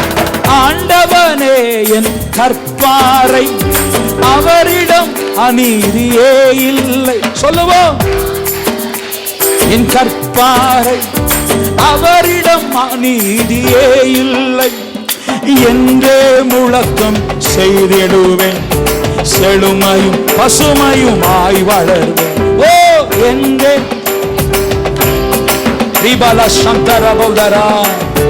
ஆய் வளர்வேன். நீதிமானா, நீதிமானா. அப்போ இயேசுவின் இரத்தத்தாலே கழுவப்பட்டு ரட்சிக்கப்பட்ட அனுபவம் தான் காலை கொல்லப்படுகிற ஒரு அனுபவம். அது கொல்லப்பட்ட பின்பு நடந்தது என்ன தெரியுமா? அதை சந்து சந்தாய் துண்டித்து அந்த விறகுகள் மேல் என்ன செய்யணும்? அடுக்கி. பிற்பாடு அவன் நீங்கள் 4 குடம் தண்ணீரை கொண்டு 4 குடம் தண்ணீரை கொண்டு வரணும். எத்தனை குடம்? எத்தனை முறை? 3 முறை. நான் வசனத்தை ரொம்ப வாசித்த டைம் இல்லை, இன்னும் ஒரு 15 நிமிஷம் தான் இருக்கு, அதனால சொல்றேன். 4 குடம் 3 முறை. 4 × 3 = 4 3s are 12. 12 குடம். 4 குடம் 3 முறை, 12 குடம். ஒரு பூரண அபிஷேகம். தண்ணீர் என்பது கர்த்தருடைய அபிஷேகத்துக்கு அடையாளமா இருக்கிறது. பூரண அபிஷேகம். ஸ்தோத்திரம். ஹல்லேலூயா. 4 குடம் 3 முறை வாய்க்காலை நிரப்பிற்று. ஹல்லேலூயா. வாய்க்கால் நிரப்பிற்று. இன்னைக்கு ஆண்டவர் உங்க மேல தம்முடைய அபிஷேகத்தை ஊற்றுவாராக, நிரம்ப ஊற்றுவாராக. ஆவி மேல ஒரு 4 குடம், ஆத்துமா மேல ஒரு 4 குடம். அல்லேலூயா. சரீரம் மேல ஒரு 4 குடம். மொத்தம் எத்தனை குடம்? 12 குடம். அல்லேலூயா. ஆவி, ஆத்துமா, சரீரம் மேல தேவனுடைய நிரம்பின அபிஷேகம் ஊற்றப்படுவதாக. ஸ்தோத்திரம். ஆவியில உள்ள களிம்புகள் நீக்கப்படுவதாக, ஆத்துமாவில உள்ள பின்மாற்றங்கள் நீக்கப்படுவதாக, மாம்சத்தில் உள்ள குறைபாடுகள் நீக்கப்படுவதாக. ஆண்டவர் உங்கள் ஆவிக்குரிய வாழ்க்கையில் ஊற்ற விரும்புகிறார், ஆவிக்குரிய ஆத்தும அனுபவத்தில் ஊற்ற விரும்புகிறார், உங்கள் சரீர பலவீனங்கள் மேலும் ஊற்ற விரும்புகிறார். உடம்புல இருக்கிற பிரச்சனைகள் மேல ஆவியானவர் ஊற்றுவார். நான் சொல்றேன், ஆண்டவர் ஊற்றப்பட்டாதான் சில அற்புதங்கள் நடக்கும். ஒரு ஆமென் சொல்லுங்க. ஹோலி ஸ்பிரிட். ஹல்லேலூயா. நான் ஆழமா விசுவாசிக்கிறேன். தேவசாயம் பிரதற்கா ஒரு நாளும் ஜெபித்துக் கொண்டிருக்கிறோம். நான் ஆழமா விசுவாசிக்கிறேன், நிச்சயமா விசுவாசிக்கிறேன். அவர் சரீரத்தில் கர்த்தருடைய வல்லமை தான் வெளிப்படுகிறது. ஆமென். மனுஷ வல்லமைனா அது வித்தியாசமானது. நான் கேட்டபோது நேற்றைக்கு காலை அல்லது நேற்றைக்கு முந்தின தினம் இரவு வரைக்கும் நான் கேட்ட அப்டேட் படி எனக்கு ரொம்ப சந்தோஷம். என்ன சந்தோஷம், அவருக்கு வயிற்று பகுதியில் தான் கேன்சர்னு சொன்னாங்க. அந்த கேன்சர் அவருக்கு பக்கத்தில் ஸ்ப்ரெட்டாக இருக்கிறது, அது அக்கிளில் வந்து ஒரு கட்டி இருக்கிறதுன்னு சொன்னாங்க. கண்டிப்பாக என்னுடைய அனுமானத்தின்படி அந்த கேன்சர் சரீரத்தில் எழும்பின பிறகு அக்கிளில் வந்தாலும் அது என்ன கட்டியாக தான் இருந்திருக்கும், கட்டாயம் கேன்சர் கட்டியாக தான் இருந்திருக்கும். அப்போ அதற்காக ஜெபித்தோம். அவன் சொன்னான் அன்னைக்கு அவன் போகும்போது, நானும் சிஸ்டரும் சென்னை போயிருக்கும்போது வருத்தோடு சொன்னான், பாஸ்டர் தயவு செய்து ஜோம் பண்ணிக்கிடுங்க. என்ன விஷயம்னா, இந்த அக்கிள் கட்டியினுடைய ரிசல்ட் வந்தால் தான் ட்ரீட்மெண்ட் ஆரம்பிப்போம்னு சொல்கிறாங்க. அக்கிளில் இருக்கிற கட்டியை பயாப்சி எடுத்துருக்கிறாங்க, அதனுடைய ரிசல்ட் வந்தால் ட்ரீட்மெண்ட் ஆரம்பிப்போம்னு சொல்கிறாங்க. நான் சொன்னேன், பயப்படாதையா, கர்த்தர் நமக்கு உதவி செய்வார். அப்போது நாங்கள் எனக்கு ஒரு சின்ன பயம்தான் இருதயத்தில். ஏன்னா இங்கே இருக்கிற கட்டி கேன்சர்னா அங்கே இருக்கிற கட்டியும் கேன்சராக தானே இருக்க முடியும். ஜெபித்தோம், கர்த்தர் கிருபையினால ரிசல்ட் வந்தது. தகவல் சொன்னாங்க, பாஸ்டர் அக்கிள் கட்டி கேன்சர் கட்டி அல்ல, அது டிபி கட்டின்றாங்க. அல்லேலூயா.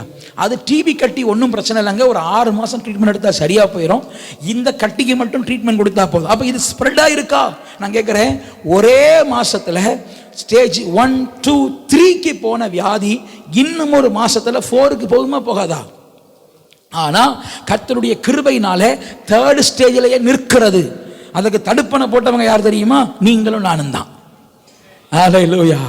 3rd ஸ்டேஜ் கேன்சருக்கு நம்ம கிருபை, நமக்குள்ள ஆண்டவர் கொடுத்திருக்கிற பிரகாசத்தின் வெளிச்சம் மிகுந்த மகத்துவத்தை உண்டாக்கும்னு விசுவாசிக்கிறீங்களா? ஒரு கேன்சர் பேஷியன்ட்டுக்கு 3rd ஸ்டேஜில் இருந்து 4th ஸ்டேஜ் போகாம உங்கள் என்னுடைய ஜெபம் தடுப்பணை போட முடியும். அல்லேலூயா. இன்னும் நீங்க ஜெபிங்க, தடுப்பணை மாத்திரமல்ல, அதை வேரோட பிடுங்கி எடுக்க கர்த்தர் வல்லமை உள்ளவர். ஹalleluya. அப்போ 3rd ஸ்டேஜில் இருந்து 4th ஸ்டேஜுக்கு ஸ்ப்ரெட் ஆகல. அது ஸ்ப்ரெட் ஆகிருக்கிற அளவு நாங்க ரொம்ப மைனூட்ல தான் ஒரு கட்டி இருக்கிறது, பெரிய கட்டி. பக்கத்தில் இன்னொரு கட்டி தான் சார் இருக்கு, பிரச்சனை இல்லை, நாங்க ட்ரீட்மெண்ட் கொடுக்க முடியும் என்கிற தைரியத்தை மருத்துவர்கள் இப்போது பெற்றிருக்கிறார்கள். ஹalleluya. ஆண்டவர் அவ்வளவு நல்லவர். காரணம், அவருடைய அபிஷேகத்தின் வெளிச்சம், அபிஷேகத்தின் தண்ணீர் உங்க ஆவியின் மேல மாத்திரமல்ல, உங்கள் ஆத்துமாவின் மேல மாத்திரமல்ல, உங்க சரீரத்தின் மேல ஊற்றப்படும் போது சரீரத்தில் இருக்கிற எல்லா குளறுபடிகளையும் அது மாற்றும். விசுவாசிக்கிறீங்களா? நான் யோசித்தேன், எதுக்கு 4 4 4? ஒரே விதமா 12 குடம் ஊற்றுக்குன்னு சொல்லிட்டு போயிடலாமே. எனக்கு ஆண்டவர் வெளிப்படுத்தினது, உன் ஆவியின் மேல 4 குடம், உன் ஆத்துமாவின் மேல 4 குடம், உன் சரீரத்தின் மேல 4 குடத்தை கர்த்தர் ஊற்றுவார். இன்றைக்கு ஊற்றுவார். அது நிரம்பி இருக்கிறது. வாசிப்போம். அந்தி பலி செலுத்தும் நேரத்தில் எலியா வந்து ஆபிரகாமுக்கும் ஈசாக்குக்கும் யாக்கோபுக்கும் தேவனாகிய கர்த்தாவே, இஸ்ரவேலிலே நீ தேவன் என்றும், இஸ்ரவேலிலே நீ தேவன் என்றும், நான் உம்முடைய ஊழியக்காரன் என்றும், நான் உம்முடைய ஊழியக்காரன் என்றும். இந்த காரியங்களை நான் வாசிக்கும் போது எனக்குள்ள ஒரு பெரிய சந்தோஷம். 4 காரியத்தை எலியா சொல்லுகிறார். ஒன்று, ஆண்டவரே நீர் எங்கள் முற்பிதாக்களின் தேவன், ரைட், என் பிதாக்களின் தேவன். இரண்டாவது, நீர் யாருடைய தேவன் தெரியுமா? நான் உம்முடைய ஊழியக்காரன்னா நீர் என்னுடைய தேவன். அல்லேலூயா. மூன்றாவது, நீர் சொல்லுகிறபடிதான் நான் நடக்கிறேன். Still I am your child. நல்லா கவனிங்க, இந்த வசனத்துல தேவனை குறித்து இருக்கு. இதுதான் முற்பிதாக்களின் தேவன். இது முற்பிதாக்களின் தேவன் மாத்திரம் பத்தாது பிரதர், இது என்னுடைய தேவனா மாறணும். இன்னைக்கு அநேகருக்கு பிரச்சனை தெரியுமா? முற்பிதாக்களின் தேவன்லயே வச்சுக்கிறாங்க. இயேசு எப்படிப்பட்டவர்? இயேசு தேவைகளை சந்திக்கிறவர். பைபிள்ல இருக்கு பிரதர். உங்க தேவை சந்தித்தாரா? உங்க தேவை சந்திக்கப்பட்டதா? உங்களுக்கு அற்புதம் நடந்ததா? அவர் முற்பிதாக்களின் தேவன் மாத்திரமல்ல, என்னுடைய தேவன். அல்லேலூயா. என்னுடைய தேவன் மாத்திரமல்ல, இப்போ எனக்கும் ஆண்டவருக்கு இடையே இருக்கிற ரிலேஷன்ஷிப் கரெக்டா இருக்கு. அற்புதம் விளங்கணும்னா 3 வேணும். 1, தேவனை குறித்த சரியான அறிவு. 2, நீங்களும் தேவனும் சொந்தமா இருக்கணும், அவருடைய பிள்ளையா இருக்கணும். 3, still you should be the child of God. Still இப்பவும் நான் உம்முடைய வார்த்தையின்படி தான் செய்கிறேன். அல்லேலூயா. இதில் நிறைய பிரச்சனை இருக்கு brother.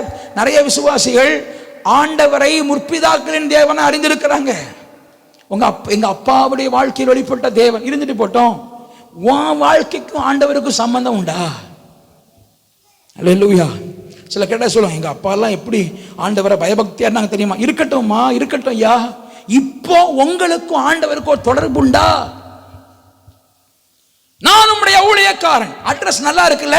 First address, O you are my father, for fathers God, you are என்னுடைய பழைய என்னுடைய முற்பிதாக்களுடைய தெய்வம் நீ. First address okay. இரண்டாவது அட்ரஸ், நான் உம்முடைய ஊழியக்காரன். Second address. மூணாவது அட்ரஸ், இப்போ கூட நீர் சொல்லி தான் நான் செய்றேன். ராமீன் சொல்லுங்க, எல்லாரும் சொல்லுங்க.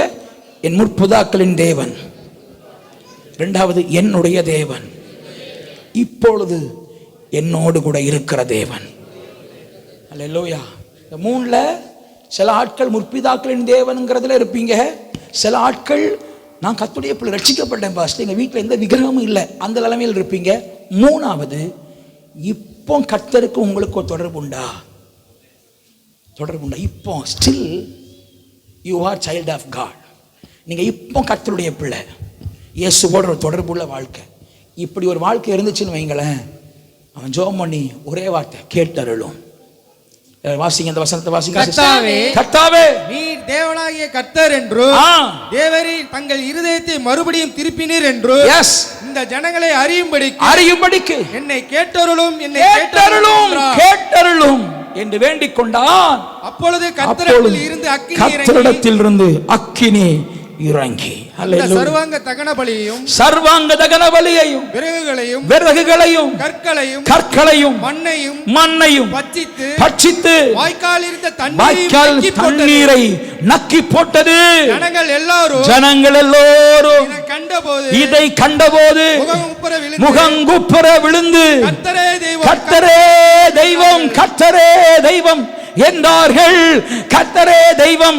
உங்க தெருவில் இருக்கிற மக்கள் கர்த்தரே தெய்வம், உங்க பகுதியில் வசிக்கிற மக்கள் கர்த்தரே தெய்வம் என்று காண்கிற ஒரு மகிமையை நம்முடைய வாழ்க்கையில தேவனுடைய அக்கினி மகத்துவ வல்லமை வெளிப்படும் போது கர்த்தரை செய்கிறார். அல்லேலூயா, அல்லேலூயா. கர்த்தரே தெய்வம். எல்லாரும் வாய்களை திறந்து சொல்லுவோம், கர்த்தரே தெய்வம்னு. ஒரு கூட்டம் சத்தம் போடட்டும் இயேசுவின் நாமத்தில். சீக்கிரமா எங்கள் காதுகள் அதை கேட்கட்டும். கர்த்தரே தெய்வம், கர்த்தரே தெய்வம், கர்த்தரே தெய்வம், கர்த்தரே தெய்வம். அல்லேலூயா. கர்த்தரே தெய்வம், கர்த்தரே தெய்வம் என்றே ஆர்ப்பரிப்போம். கர்த்தரே தேவன், கர்த்தரே தேவன் என்றே ஆர்ப்பரிப்போம். தேவ ஜனம் கூட்டி சேர்த்த தேவ மனிதன் பலிபீடம் செப்பனிட்டு பலியும் இட்டான். தேவ ஜனம் கூட்டி சேர்த்த தேவ மனிதன் பலிபீடம் செப்பனிட்டு பலியும் இட்டான். கேட்டருளும், கேட்டருளும் என்றே கதறினார் தேவ மனிதன். கேட்டருளும், கேட்டருளும் என்றே கதறினார். ஓ கர்த்தரே தேவன், கர்த்தரே தேவன் என்றே ஆர்ப்பரிப்போம் இயேசுவின் நாமத்தில்.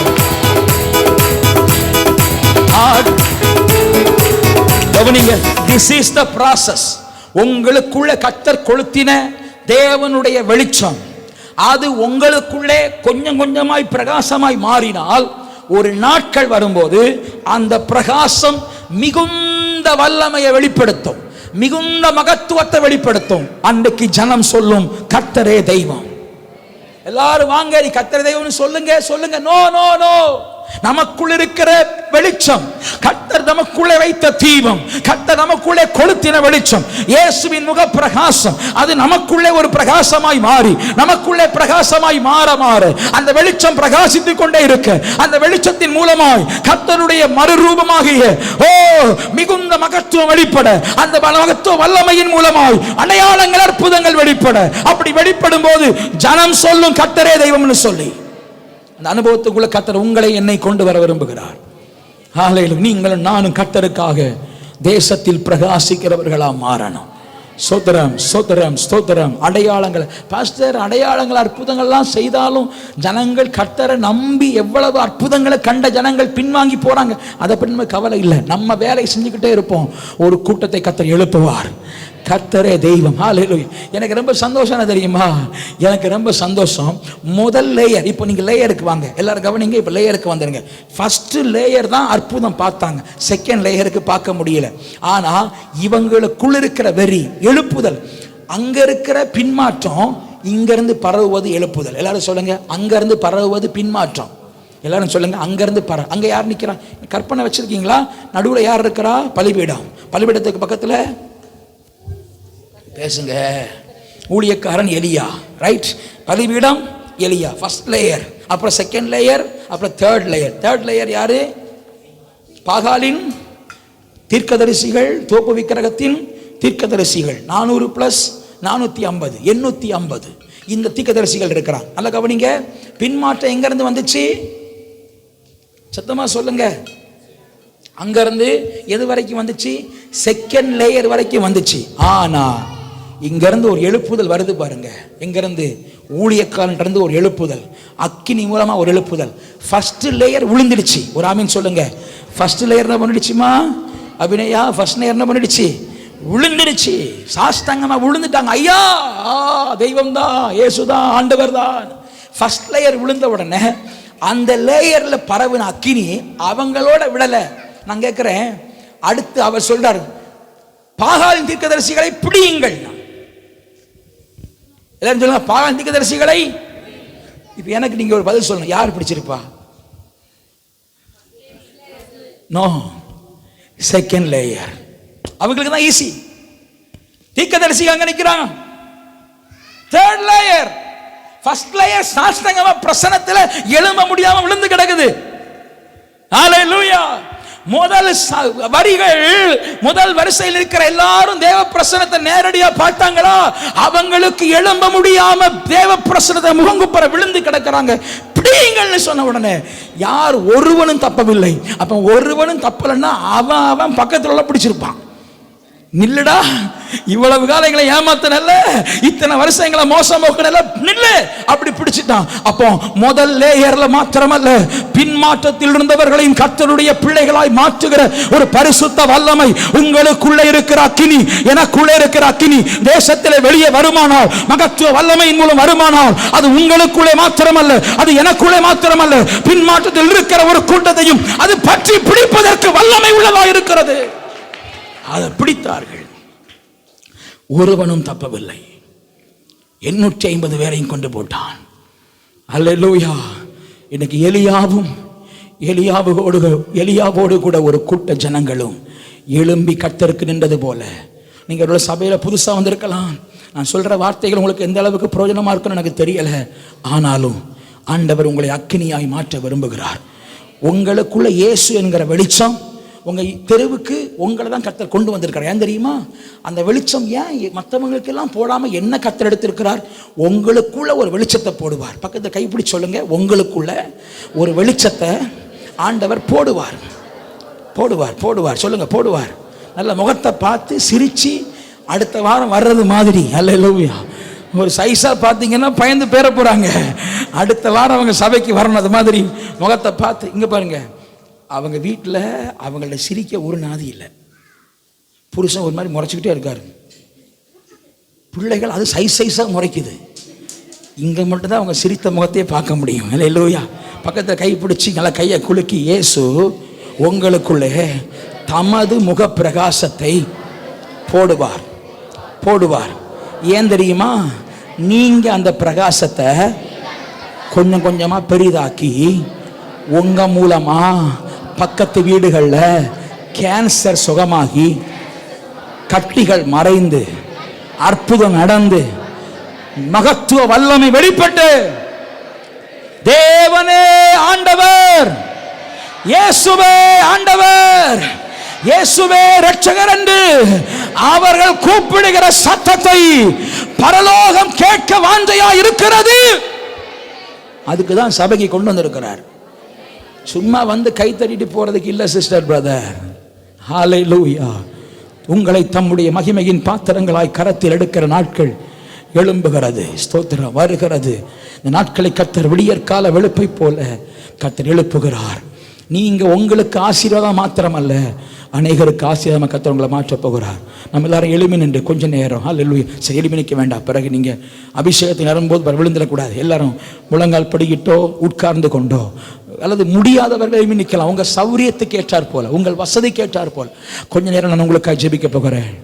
ரீபலா சந்தரா ஹல்லேலூயா. எலியாவின் பலிபீடத்தில் இறங்கின அக்கினியே, ஓ லபஷந்தராதனா, ஓ ரபஹதனா. வாஞ்சையோடு கர்த்தருடைய சமூகத்தில் யாரும் வெளியே போய் வந்திருக்க வேண்டாம். ப்ளீஸ் கதவை கொஞ்சம் திறந்தெல்லாம் போட்டுறாதுங்க. கொஞ்ச நேரம் நம்ம எல்லாரும் எலியாவின் பலிபீடத்தில் ஓ இறங்கின அக்கினியே, ரீபலந்தனா. எலியாவின் பலிபீடத்தில் இறங்கின அக்கினியே, எங்கள் சபைதானிலே இப்பொழுதே இறங்கும். தெய்வ பயத்தோடு விளையாட்டா கை தட்டக்கூடாது. கீபோர்டு போட்டாலும் சரி, பாடினாலும் சரி, எல்லாரும் சரி, ஒரு தெய்வ பயத்தோடு பாடணும். ஆமென். எலியாவின் பலிபீடத்தில் இறங்கின அக்கினியே, எங்கள் சபைதானிலே இறங்கும் தெய்வமே, எங்கள் சபைதானிலே இறங்கும் தெய்வமே. அபிஷேகம் அபிஷேகமே,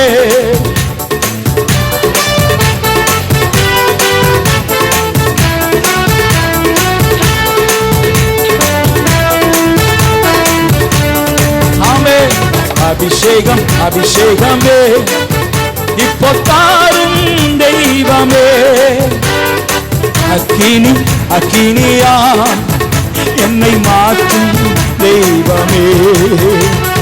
மோசேயை வனாந்திரத்தில் சந்தித்த அக்கினியே, என் வாழ்க்கையையும் உங்க அக்கினியா சந்தியும் தெய்வமே. தகப்பனே, என் வாழ்க்கையையும் உங்க உபயோகமுள்ள பாத்திரமாய் மாற்றும். அபிஷேகம் அபிஷேகமே, இப்போ தாரும் தெய்வமே. அக்கினி அக்கினியா என்னை மாற்றும். Glory Father. அபிஷேகம் ரிவாலா சந்தரா என்னை மாற்றும் தெய்வமே. Thank you Holy Spirit. அக்கினியை ஊற்றுங்கப்பா தெய்வமே. ஏசாயாவை அக்கினியா தொட்ட என் தெய்வமே, எங்கள் வாலிபர்களை உங்க அக்கினியா தொட்டுவிடும் தெய்வமே. எங்கள் வாலிபர்களை உங்க ஸ்தோத்திரம் ஸ்தோத்திரம் ஸ்தோத்திரம். இவலா கபரா ஷபரா. அபிஷேகம் அபிஷேகமே, ஓ இப்போ தாரும். எலியாவின் பலிபீடத்தில் அக்கினி இறங்கியது போல ஒப்பு கொடுக்கப்பட்ட பாத்திரங்கள் மேல புதிய அபிஷேகம், புதிய வல்லமை. அபிஷேகம் பெறாதவர்கள் மேல அபிஷேகம், அபிஷேகம் பெற்றவர்கள் மேல வல்லமை வல்லமை வல்லமை வல்லமை வல்லமை வல்லமை வல்லமை. இந்த ஆண்டவர் ஊற்றுகிறார். பெற்றுக்கொள்ளுங்க பெற்றுக்கொள்ளுங்க. அபிஷேகம் பெறாதவர்கள் மேல கர்த்தருடைய புதிய அபிஷேகம் இறங்கி வருகிறது. அந்நிய பாஷை அடையாளத்தோடு கர்த்தர் தம்முடைய அபிஷேகத்தை ஊற்றுகிறார். ஷபகதரம் ஜீவ நதி பலிபீடத்தில் இருந்து பாய்ந்து வருகிறது. இன்றைக்கு அந்த நதியிலே மூழ்கிக்கொள், நதியிலே மூழ்கிக்கொள். சோதரம் சோதரம். வரங்கள், வல்லமை, கிருபைகள், அபிஷேகம் ரகபஹந்தனா அந்தரப்படுகிற நாள் இது. பெற்றுக்கொள்ளுங்கள் பெற்றுக்கொள்ளுங்கள் பெற்றுக்கொள்ளுங்கள். நான் கர்த்தருடைய ஊழியக்காரனா, தேவன் மேல வைத்த அபிஷேகத்தோடு நிற்கிறேன். இயேசுவின் நாமத்தில் சகோதரர்கள் பகுதியில கர்த்தருடைய வல்லமை விழுவதாக. ஷபா ரகம்ப ரத நகரா.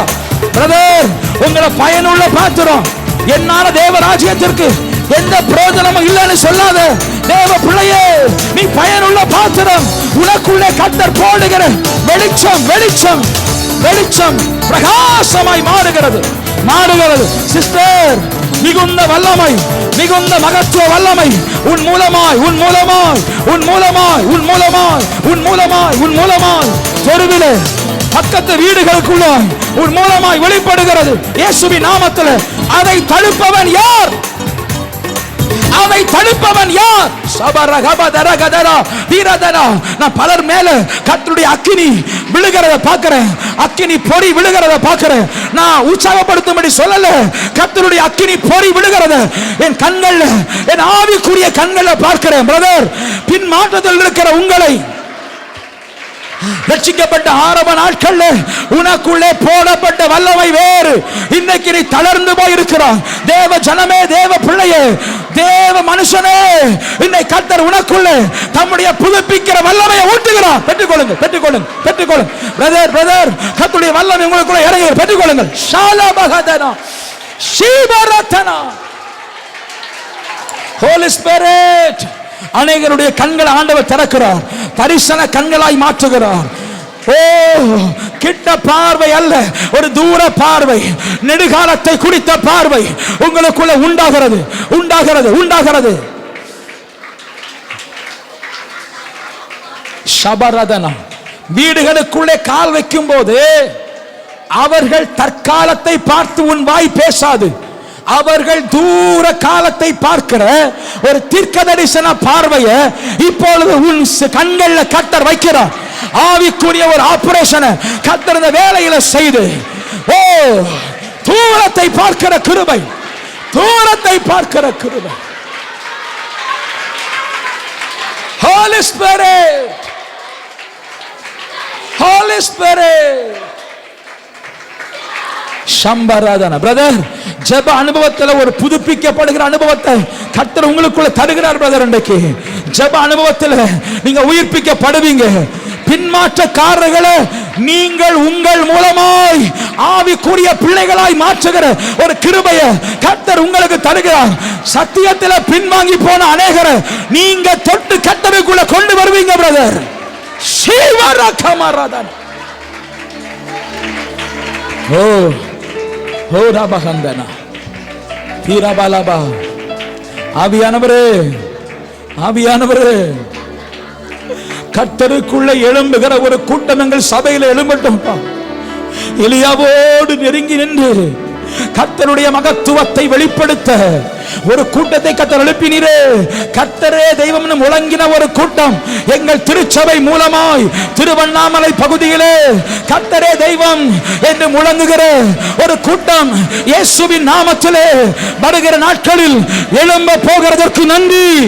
Holy Spirit, கர்த்தரே தெய்வம். ஓ, எங்கள் திருவண்ணாமலை பல கோஷங்களை கேட்டிருக்கிறது. எங்கள் திருவண்ணாமலை பல கோஷங்களை தன் காதினால் கேட்டிருக்கிறது. ஆனால் சீக்கிரமாய் கர்த்தரே தெய்வம் என்று கூப்பிடுகிற ஒரு கோஷம் எங்கள் மாவட்டம் சந்திக்கும் என்று நாங்கள் விசுவாசிக்கிறோம். ஓ ரபகலா. அதற்கு மூலமாய் எங்கள் விசுவாசிகள் மூலமாய், எங்கள் விசுவாசிகளை அதற்கு ஆதாரமாய் கர்த்தர் எடுத்து அவர்கள் குடியிருக்கிற தெருக்களுக்குள்ளே பயன்படுத்த போகிறேன். அவர்கள் குடியிருக்கிற கிராமங்களுக்குள்ளே பயன்படுத்த போகிறேன். அவர்களுக்குள் இருக்கிற வெளிச்சம், அவர்களுக்குள் இருக்கிற வெளிச்சம் பிரகாசமாய் மாற போகிறது.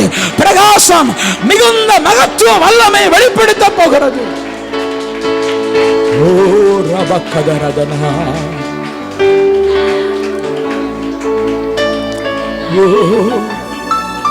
உயிர் வாழும் நாட்களெல்லாம் ஓடி ஓடி உழைத்திடுவே. அர்ப்பணிப்போடு உயிர் வாழும் இயேசுவே, ஓடி ஓடி உழைத்திடுவே. கரங்களை உயர்த்தி என்னை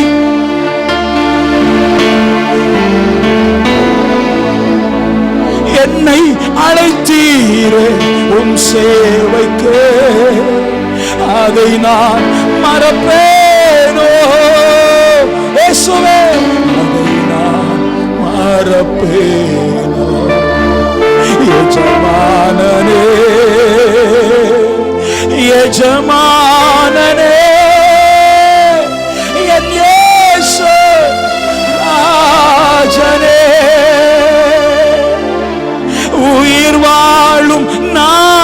எங்கள் தெருக்கள்ல ஜெப குழுக்கள் ஆரம்பிக்கிற கர்த்தருடைய பிள்ளைகளாய் எங்கள் விசுவாசிகள் எழும்புவார்களாக.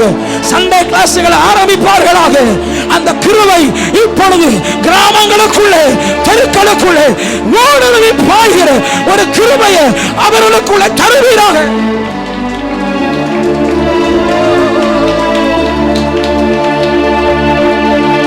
உயிர் வாழும் நாட்கள் எல்லாம் ஓடி ஓடி இயேசுவின் அன்பை அறியாதவர்களுக்கு நான் உயிர் வாழும் நாட்கள் எல்லாம் ஓடி ஓடி உழைத்திடுவேன். என்னை அழைத்தீர் உன் சேவைக்கு ஏசையா. என்னை தேவ பிள்ளையே, உன் மேல விழுந்திருக்கிற அபிஷேகம் என்ன தெரியுமா? இருண்ட கிராமங்களை வெளிச்சமாய் மாற்றுகிற ஒரு அபிஷேகத்தை கர்த்தர் உனக்குள்ள இப்ப போட்டிருக்கிறார். பிரதர், இருண்ட கிராமங்களை வெளிச்சமாய் மாற்றுகிற ஒரு வல்லமை உனக்குள் இப்பொழுது விழுந்திருக்கிறது. உமக்காகத்தான் வாழ்கிறேன்.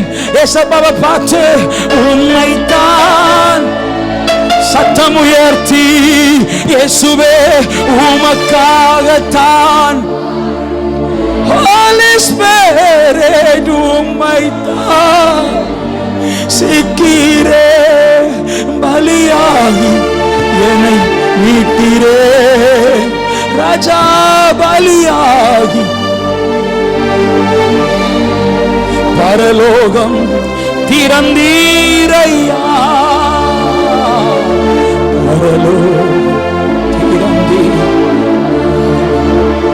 எஜமானனே, எஜமானனே என் இயேசு ராஜனே. அப்பா, இந்த ஆராதனையில எங்கள் உள்ளத்தில் கர்த்தர் போடுகிற ஒரு வெளிச்சம், ரட்சிப்பின் ஒளி இருதயத்தில் பிரகாசிக்கட்டும். அந்த பிரகாசம் படிப்படியாய் வளர்ந்து அது ஒரு மகிமையின் மிகுந்த வல்லமையாய், மகத்துவமுள்ள வல்லமையாய் எங்களுக்குள் உருமாறி அநேகருக்கு ஆசீர்வாதமாய் மாறட்டும். அப்பொழுது கர்த்தரே தெய்வம், கர்த்தரே தெய்வம் என்று ஒரு கூட்டம் சாஷ்டாங்கமாய் பணிவார்கள். அந்த மகிமை நடக்கணும் ஆண்டவரே. அதற்காதானப்பா இவ்வளவு காத்திருக்குதல். உங்களுடைய பிள்ளைகள் அதற்கு கர்த்தர் ஆதாரமாய் பயன்படுத்த போறீங்க ஆண்டவர். இப்போ நான் ஜெபிக்கும் போது எனக்கு குறுக்கிட்டு பேசுகிற ஒரு காரியத்தை உங்களுக்கு சொல்லுகிறேன். உன்னை ஏன் இந்த சபையில வைத்திருக்கிறேன் தெரியுமா? இந்த சபை உன்னை விசுவாசியாய் பார்க்கிற சபை அல்ல. ஆண்டவர் எனக்கு குறுக்கிட்டு பேசுகிறத சொல்றேன். உன் மூலமாய் இருண்ட குடும்பங்கள், இருண்ட ஆத்துமாக்கள், இருண்ட கிராமங்கள், இருண்ட தெருக்கள் உன் மூலமாய் வெளிச்சம் அடைகிற ஒரு மகிமையை கர்த்தர் உன் மூலமாய் வெளிப்படுத்துகிற காலங்கள் சீக்கிரம் சீக்கிரம் சீக்கிரம் சீக்கிரம் வருகிறது. சீக்கிரம் சீக்கிரம் சீக்கிரம்.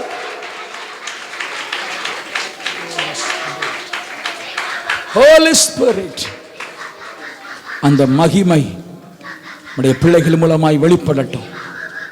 நாங்கள் அப்பிரயோஜனமான ஊழியக்காரர், கடமையை மாத்திரம் செய்கிறோம். மகிமை உமக்கு, எல்லா மகிமை உமக்கு, எல்லா மகிமை உமக்கு. நீர் எங்களை கரத்தில் எடுக்கணும் ஆண்டவரே. என்னுடைய இருதயத்திலிருந்து ஒரு சின்ன விண்ணப்பத்தை வைக்கிறேன்ப்பா. நாங்கள் வாழப்போகிறது ஒரு சிறிய வாழ்நாள் ஆண்டவரே. வேதம் சொல்லுகிற பிரகாரம் பார்த்தா எங்கள் வாழ்நாட்கள் 70 வருஷம், பலத்தின் மிகுதி நாள் 80 வருஷம். ஆனால் கர்த்தர் எங்களுக்கு வைத்த நாளுக்குள்ள எங்களை கொண்டு எதையாவது செய்யணும் ஆண்டவரே. தேசம் கர்த்தர் அறியணும் ஆண்டவரே. இப்படி ஒரு தேவ பிள்ளை இந்த கிராமத்தில் ரட்சிக்கப்பட்டார்கள். இவர்கள் மூலமாக இந்த தேசம் ரட்சிக்கப்பட்டதுங்கிற ஒரு சந்தோஷம் எங்கள் மூலமா, எங்க விசுவாசிகள் மூலமா ஒருவன் வந்தான், தூரத்திலிருந்து வந்தான். அவன் மூலமா இந்த தேசம் ஒரு எழுப்புதலை சந்தித்தது என்கிற ஒரு சாட்சியை எங்கள் மூலமா, எங்க விசுவாசிகள் மூலமா தேசத்தில் நாங்கள் கேட்கணும். ஆண்டவரே, அதற்கு பயன்படுத்தும். எங்களை தாழ்த்தி ஒப்பு கொடுக்கிறோம். இயேசுவின் நாமத்தில் ஜெபிக்கிறோம் நல்ல பிதாவே, ஆமென், ஆமென். என் ஆத்துமாவே கர்த்தரை ஸ்தோத்திரி, என் முழு உள்ளமே உடைய பரிசுத்த நாமத்தை ஸ்தோத்திரி. என் ஆத்துமாவே கர்த்தரை ஸ்தோத்திரி. கர்த்தர் செய்த சகல உபகாரங்களை மறவாதே. ஆமென். நம்முடைய கர்த்தராகிய இயேசு கிறிஸ்துவின் கிருபையும் பிதாவாகிய தேவனுடைய அன்பும் பரிசுத்த ஆவியானவருடைய அந்யோன்ய ஐக்கியமும் சிநேகமும் சகவாசமும் நம்மோடும் இந்த பூமியிலே கர்த்தரை ஆவியோடும் உண்மையோடும் ஆராதிக்கிற சகல பரிசுத்தவான்களோடும் இன்றும் என்றும் சதா காலங்களிலும் தங்கியிருப்பதாக.